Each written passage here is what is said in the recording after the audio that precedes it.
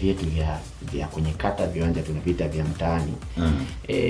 Changamoto ambazo tumeziona, na nishukuru kwamba tunatembea na serikali, Mheshimiwa mkuu wa wilaya na mstahiki meya na baadhi ya madiwani wanakuwepo kwenye viwanja hivi. Lakini tunaye afisa tamaduni ambaye ni mjumbe kwenye kamati ya mashindano, tunao viongozi wa waamuzi, tunao viongozi wa chama cha mpira. Tunapozunguka kwenye hivi viwanja wanapata nafasi ya kuona hali ya viwanja tulivyo navyo. Wameshazungumza ni namna gani ya kuboresha viwanja hivi. Wadau wameanza sasa kuona umuhimu wa kuhakikisha kwenye maeneo yetu viwanja vinafanywa kazi. Tusiwe na kiwanja kimoja tunachokitegemea. Hiyo ni changamoto kubwa ambayo tumeiona, lakini tunaamini sasa serikali watakwenda kuifanyia kazi. Kwa sababu viwanja sasa vile vimeonekana na umeonekana umuhimu wa kucheza michezo na viwanja hivyo kutumika kwenye maeneo yetu, tofauti na kuendelea kutumia uwanja mmoja peke yake wa Kaitaba. Hiyo ni changamoto ambayo tunafikiri tutakwenda kuibua, lakini itakwenda kufanywa kazi na wahusika, wasimamizi wa viwanja. Kama kiwanja cha Nyanga pale, nifika na mkuu wa wilaya anaona uwanja ule pale pembeni imejengwa nyumba, umezungushiwa uzio.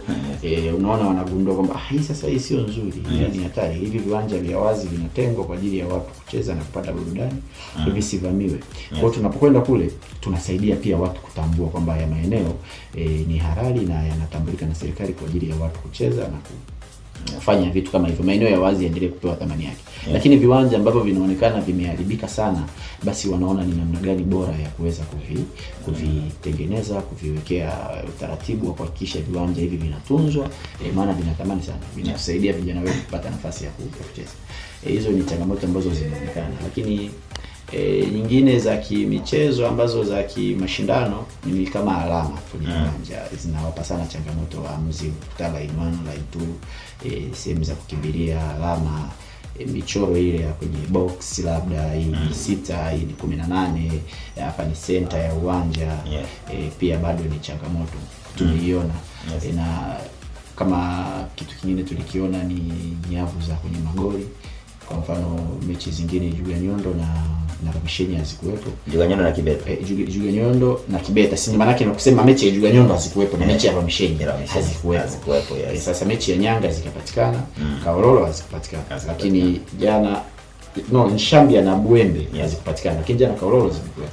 Na sasa hizo tumezifanyia utaratibu, tutakuwa tuna move nazo sisi wenyewe kama wazamini kuhakikisha hakutokei magoli yanayoweza kuleta changamoto na watu kuanza kuvutana. Ukizingatia tunapokwenda sasa ni hatua ya lala salama. Mtu anafungwa goli, wachezaji wanasema hapana, hiyo sio goli. Lakini pia swala la ulinzi, tunashukuru mpaka sasa vijana wamecheza kwa nidhamu, fair play, wamelindana. Hakuna zile ajali ambayo unaona kabisa hii ni ajali ya makusudi. Nidhamu kwa timu, viongozi na mashabiki bado iko juu. Uone wakitukanana, uone wakirushiana maneno, uone wakivutana. Lakini tunaamini tunakokwenda sasa tunahitaji kuongeza ulinzi, kwa sababu hatua inayokuja ni muhimu zaidi. Watu wanaendelea kuwekeza. Mtu hatua ya kwanza alikuja anaona mwenzie, hatua ya pili anakuja amejipanga zaidi, ametumia gharama. Kwa hiyo tunaamini pressure itakuwa juu. Tumekwisha kuzungumza na ndugu zetu watu wa vyombo, na kama mlivyosikia mkuu wa wilaya alihakikisha kwamba vyombo vya ulinzi na usalama vitaendelea kuwepo uwanjani, kuhakikisha usalama unakuwa ni wa kutosha na ni wa hali ya juu. Kwa hiyo tunaendelea kushukuru kwa ushirikiano ambao tunaopata, na changamoto hizo tutaenda kuzifanyia kazi ambazo tunaona hazijaleta athari, lakini ikitokea zikaachwa kwa hivyo zinaweza zikaleta changamoto.